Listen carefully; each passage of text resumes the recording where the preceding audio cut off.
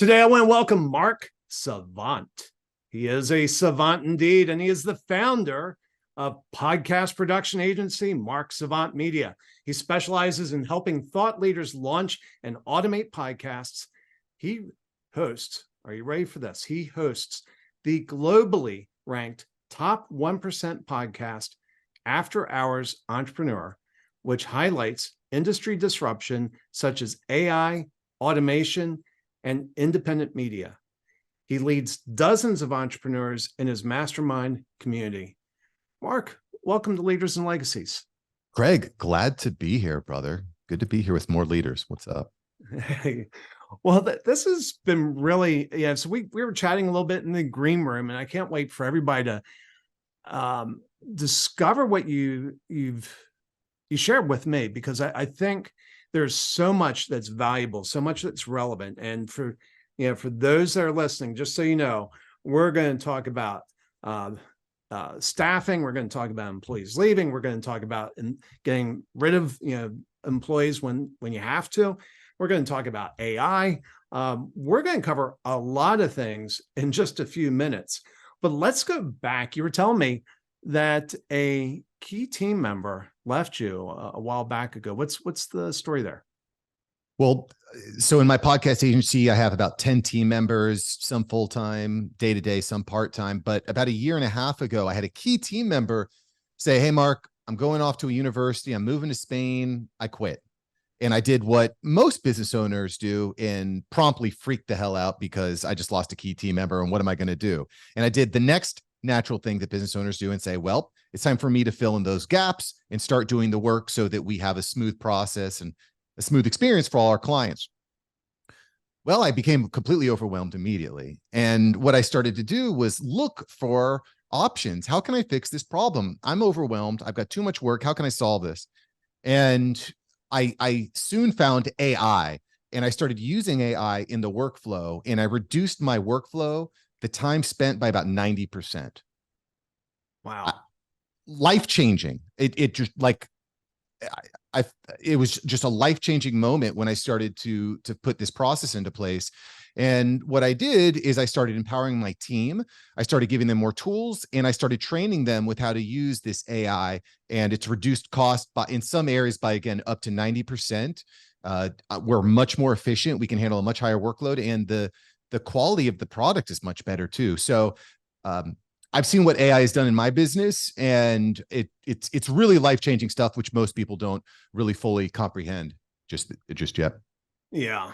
Well, let's go back to, so you lost this employee. He was moving to Spain and what have you. And so tell me what that, it seems like it caught you by surprise. Well, he did. He was a good kid. I've been working with him for a couple of years. He was doing a ton of copywriting. I work with a lot of people overseas. Now, I have people here in the States. I have people in India, Serbia, the Philippines. I read the 4-Hour Workweek a few years ago, completely changed my perspective on getting jobs done and completing tasks. And so I work with a lot of people overseas. And this young man just was going through a life change. He said, "I quit." And he was the only guy at the time who was doing blog writing for me and writing show notes. He was doing a lot of the copywriting, which historically has been a very expensive and very difficult task to outsource. Mm-hmm. But with the use of AI, with use of automation, it can turn, let's say, a very novice or level 1 writer into a very solid writer. It's transformative on a wide variety of topics, but specifically when it comes to writing, AI is an incredibly powerful tool for you and your team. So let's break down the levels. You talked about level 1. What would you say are the different levels of writing and different levels of copywriters? Well, sure. Let's say level 1 is someone that doesn't speak English real well. English is a complicated language to not only speak, but to type in. So they're maybe foreign. They don't speak English real well. Would be level 1. Level 10 is like Stephen King. Like, they've been writing books. They know what the heck they're doing. And then you have all these kind of levels in between based on, you kind of get it. Let's say 10 is Stephen King. Level 1 is I barely write English. So, someone who's like, let's say a 2 or 3, these types of emails you get where you're like, oh, this is weird. There's no punctuation. Well, AI just, if you just give it a few ideas, Like if you go to ChatGPT and say, hey, will you write me out a script for a podcast episode about AI and leadership? It'll go, it'll write out the entire script, the entire blog article, the email, the blog post. It does it all. And it's just tremendous when you start using these tools. You're able to magnify your impact, but also the impact of your staff. Yeah. So, so if you're starting with a level 1 writer, where will AI take them? I would say it'll take you to a level 7, level 7 pretty easily. Wow. I mean, very easily. In fact, in a lot of cases, you barely even need a writer. I'll give you a perfect example of this. This is kind of like a quick little workflow, but you can automate ChatGPT, which is one of the flagship AIs at writing. You can automate it with a program called Zapier, which connects different programs together. So this is a really slick workflow. You can create a Google form that anyone can fill out. Let's say it's people that you're trying to network with. Networking is great. Like, so let's say you're trying to connect with CEOs or CFOs at other companies. Maybe they're the perfect fit for your business model. You say, hey, CEO, on LinkedIn, you reach out. Would you fill out this Google form? They fill out the Google form. It sends it over to ChatGPT. ChatGPT writes out a blog article. You post the blog to your WordPress site, and then you follow up with that CEO and you say, hey, Mr. CEO, your blog article's live. We're promoting you. We're promoting what you do. You can check it all out here. ChatGPT can write the whole thing. It'll write 1,500 word articles almost instantly. It's unbelievable. Wow. I'm kind of hitting that like really quick. I have, there's more steps to it, but once you start integrating AI with Zapier and start automating it, it really changes the world. You can do it with calendars as well. Someone fills out a calendar request form, send it over to ChatGPT. ChatGPT can get you prepared for it. It can send follow-up emails. It can do a lot of powerful stuff. So Zapier that's one of those tools where if you have two programs that you feel like they should be talking, but they're not talking, Zapier goes in between to make those two programs talk. Is that right? Exactly. It's an API integration that connects softwares together that normally wouldn't communicate. Okay. And so like, give us an example of what that would look like. What would be, what would be a flow? So you mentioned ChatGPT, which of course is the AI. What are you connecting it to? Well, in that example, we were connecting Google Forms with ChatGPT, and then it can create Google Docs. You could also connect that to something like WordPress, which is a popular web host.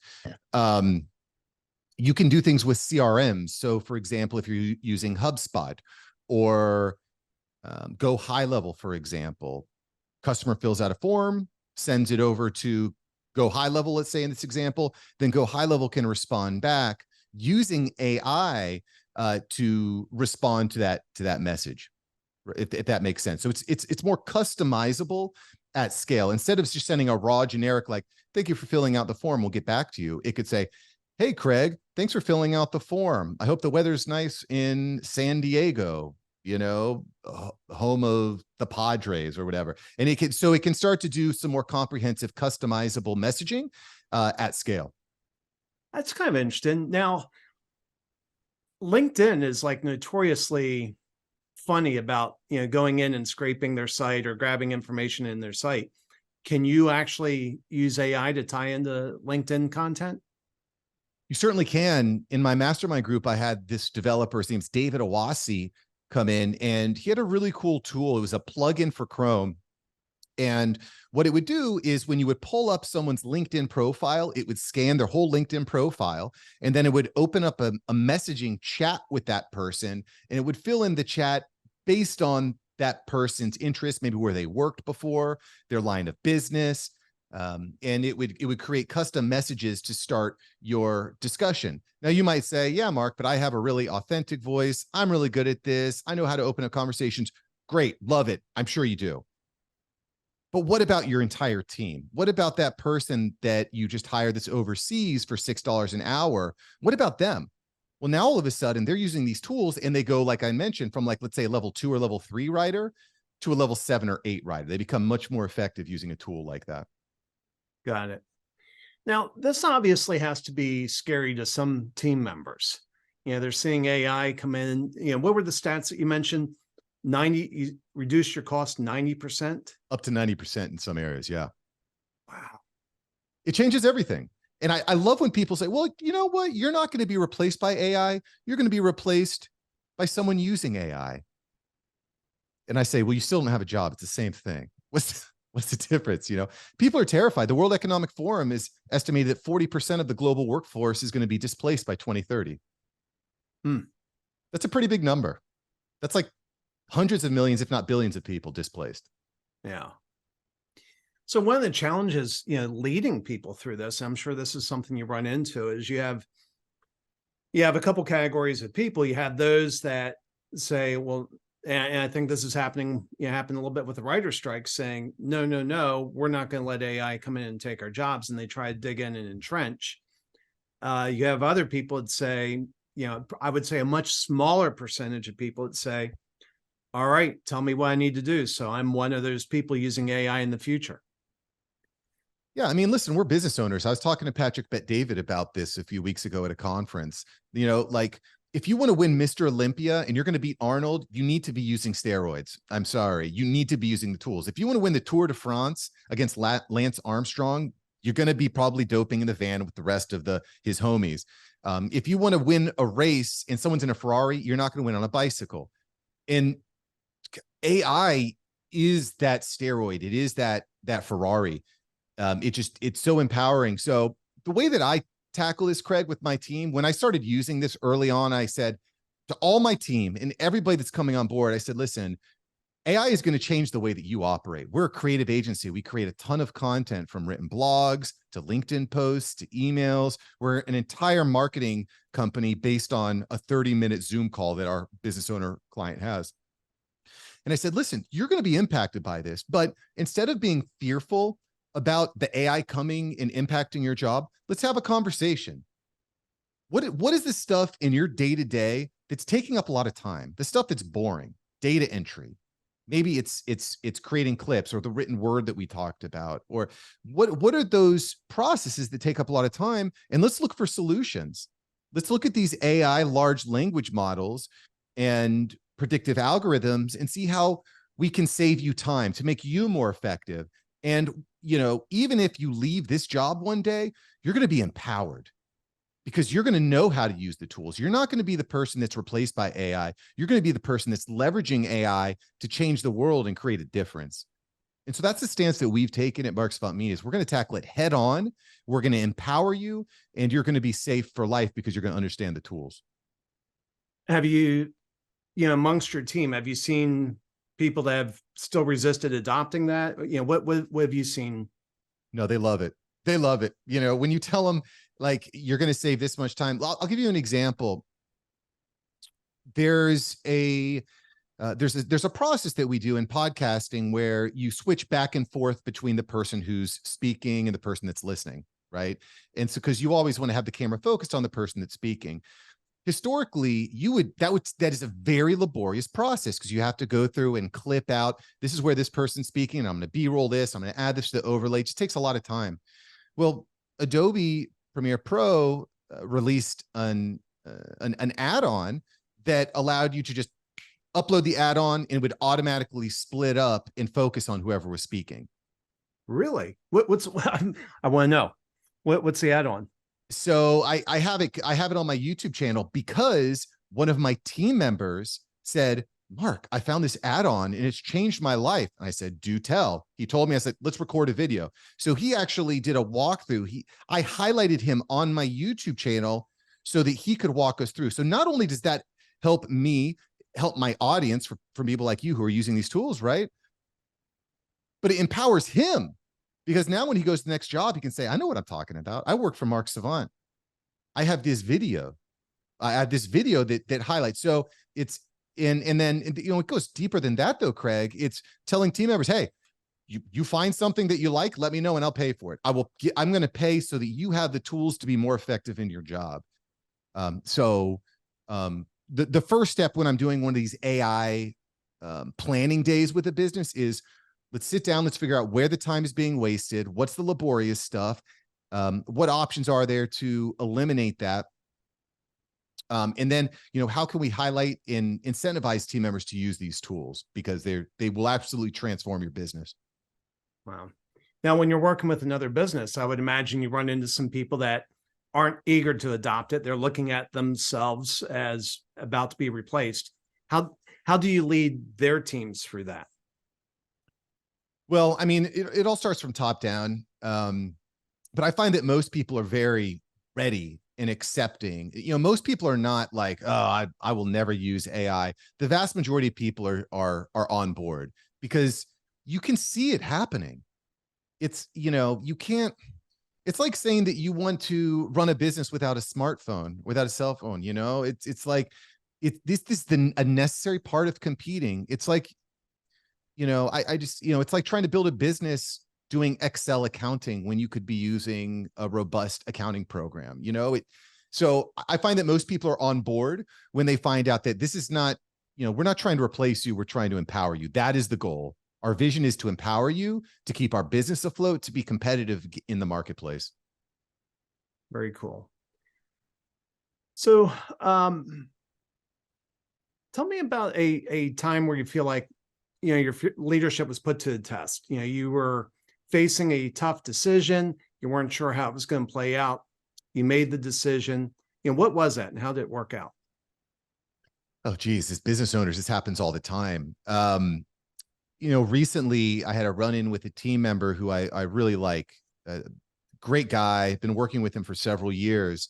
But he was, as the business grew, he was consistently falling behind with deliverables. And, he just wasn't releasing stuff on time. And I had spoke to him once, I spoke to him twice, and it got better for a little while. But after a couple of months, we were right back in it. And I really struggle with this because as a person, I considered him a friend. But the problem is, if you have one person in your company that's consistently under delivering or over promising and under delivering, it impacts everybody. Nobody in the organization is like, oh, Jim can slack off, but that makes me feel good. No, they say Jim's slacking off, so I'm going to slack off too. It's like a poison, and so I made the tough decision. I was reading a book, Necessary Endings by Dr. Henry Cloud.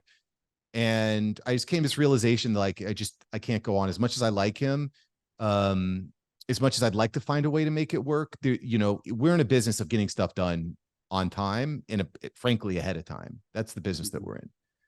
And so I decided, I let him go, and I was nervous that the team was going to be upset because, he was one of the OGs in the agency. But on the flip side, the team was like, we get it.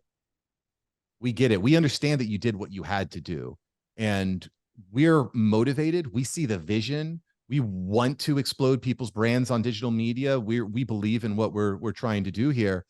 And they all got in line. They supported the decision. Nobody was upset about it. Not even the guy who I had to let go, because he knew.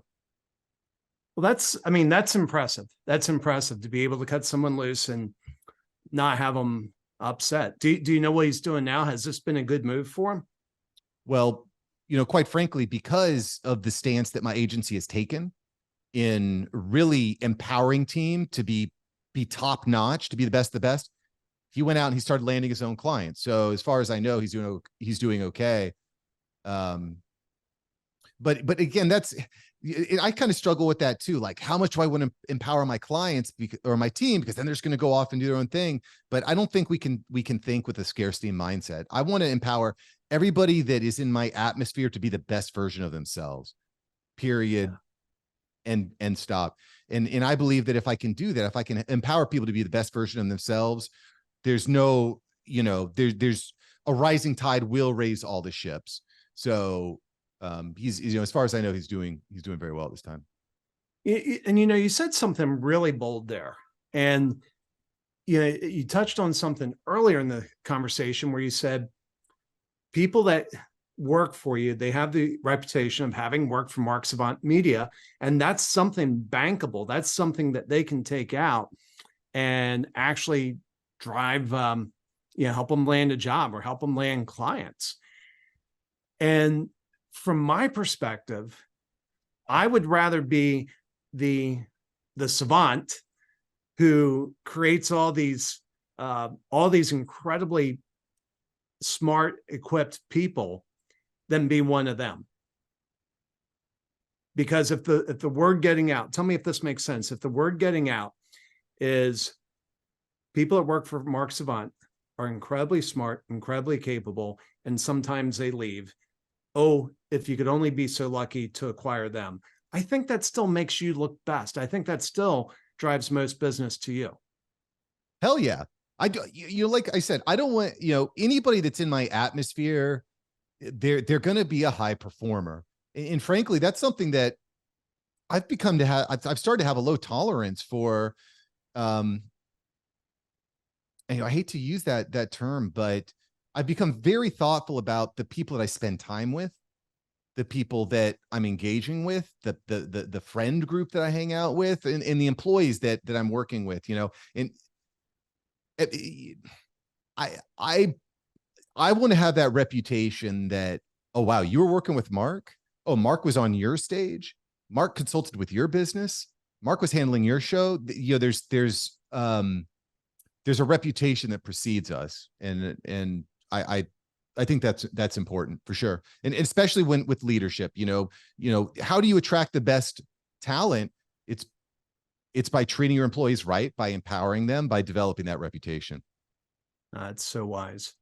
So as people are looking forward to this economy that we're in, and there's a lot of people that are scared. There's a lot of people that are worried about AI. What's a quick piece of advice that you would share with other business owners as they look ahead? You should be assessing every step of your business and reassessing systems and asking yourself, where are the places that AI can save me time? I think ChatGPT is a great place to start. It's very easy to use. And if you're using ChatGPT for 15 minutes a day for strategy, for copywriting, for outlining, for task management, like there's a lot of things you can do with ChatGPT. But yeah, I mean, AI, when AI really hits, it's going to hit, it's going to hit really, really hard. Like there's going to be mass layoffs. Do you remember QR codes? Of course you remember QR codes. QR codes have been out for a long time. They were invented, I want to say in like 1998, they had QR codes, but they've been around a long time. But when the pandemic hit and you couldn't they didn't get handed a menu at restaurants, what would do? You'd walk in, you'd see a QR code. I think a lot of areas of AI are going to be like that. There's going to be a certain inflection point where they go from being cashiers to zero cashiers. You're going to go from having a customer service rep at your front office to having an AI chatbot. Everything is going to flip very quickly. So the next 18 months are going to expose businesses that aren't ready, and it's going to present extremely massive opportunities for businesses that are. Full stop. There's going to be the world in 5 years is not going to be recognizable. It's going to be so different. Now you have a mastermind group for entrepreneurs that are trying to figure this stuff out, right? Yeah, that's what we're focused on. I'm bringing in AI app developers, coaches, consultants, the people that are using AI day after day. Because things move so quickly, there's about 2,000 apps that drop every single week. You might be saying, well, how the hell do I keep up? It's by getting into these rooms, by getting into these conversations with business owners that are using these apps, that are using these tools, and sharing the resources. And we have lots of worksheets, trainings, and a lot of highly, highly motivated people in there they're just crushing. And that's something that I feel very strongly about. Well, very cool. Well, if they're interested in that, or they're interested in contacting you, how do they reach you? You can find all my assets at marksavantmedia.com, or you can go ahead and shoot me an email, mark@marksavantmedia.com. Pretty simple. Just shoot me an email, mark@marksavantmedia.com. And your top 1% podcast is the After Hours Entrepreneur. That's it, baby. Well, I hope people tune into your podcast. I hope they reach out to you. Mark, thank you for sharing these insights. You've given me a lot to think about, and I think I need to get busy. I hope people will get busy listening to this and putting it to work. Thank you. Very welcome. Now's the time. Let's do it.